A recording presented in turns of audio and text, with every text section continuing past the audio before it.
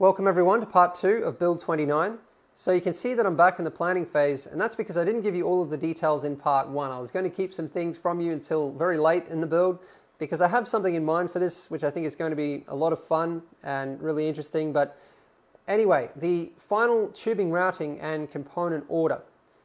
And you can also see now that I've started on the case mods, and I've actually managed to solve all of the problems that we wanted to solve with a single panel. I'm hopefully not going to have to add any more than this, I don't think, because I wanted to have a PSU and cable shroud. The PSU is up here in this case, big cable mess here. And I wanted all the cables to go out around behind this so that they're not visible. So we've solved that problem. We've created a mounting surface for the aquarium, although I might actually end up mounting that around the back. We'll just have to wait and see.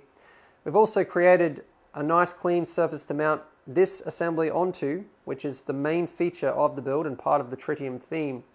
And we have a cable shroud all the way down the side of the motherboard for all of the cables that are going to come off the side of the motherboard, the PCIe, the 24-pin, the 8-pin EPS, SATA data, and all the rest of it. So yeah, that has really helped to clean up the build and solve a lot of the problems. Now I've changed to a 360mm radiator for the GPU loop, and that's so that I don't have to cut into this panel, which would have really messed up the mods. And no matter how I design this loop, I mean, I've planned this for a couple of days now, and I went through many different tubing routings and component orders. You kind of have to look at it as a puzzle, and usually the way I design my loops is the shortest possible overall tubing routing. So you need to find that component order that gives you the cleanest loop, and then the tubing routing after that is pretty logical. These days people like to stick to horizontal and vertical 90-degree angles. But anyway, dropping down to a 360mm radiator is still plenty for these GPUs, and it doesn't really make much of a difference to performance, but it gives us the symmetry which is absolutely vital for the aesthetics of this build. I mean, the 480 destroyed the symmetry, just ruined all of this, and there was nothing I could do about it. So anyway, let's take a look at the loops. So yes, this build is actually going to have dual loops. We're coming out of the pump here into the 360, across to this graphics card, into this port here, and then through into the other one in series, back out of here, and then across to this reservoir here, and then obviously up and through this one and back through. Mirrored on this side, so out of this res.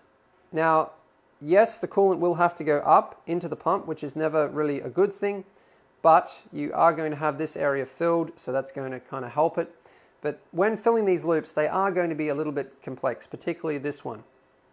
And that's why I'm thinking that it could be filled on its side, but I don't know. I think it'll work out pretty well. But symmetry is the main thing. And this, it's kind of restrictive. I'm not saying that as a bad thing, but when you try to integrate a lot of components like this, it does decrease the amount of options that you have.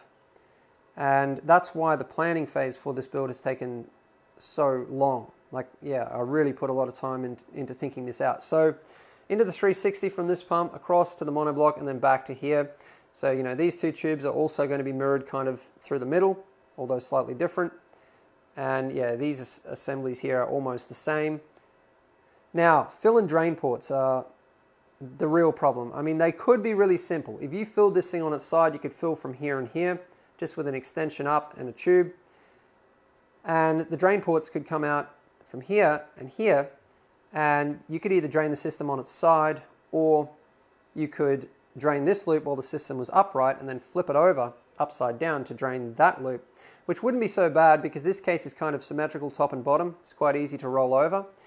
And everyone's always complaining about how many fittings we use for our fill and drain ports, and they have a point.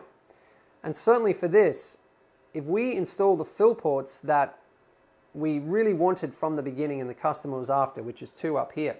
I mean, imagine the amount of fittings that we need to use to get up to here. It's just so cramped getting underneath this assembly here. It's possible, but it's going to require a lot more mods and a lot of fittings. So considering something that you really only have to do every 3 to 5 years, there's a lot of our systems that are out there that have lasted 5 years with the same coolant, with no coolant change.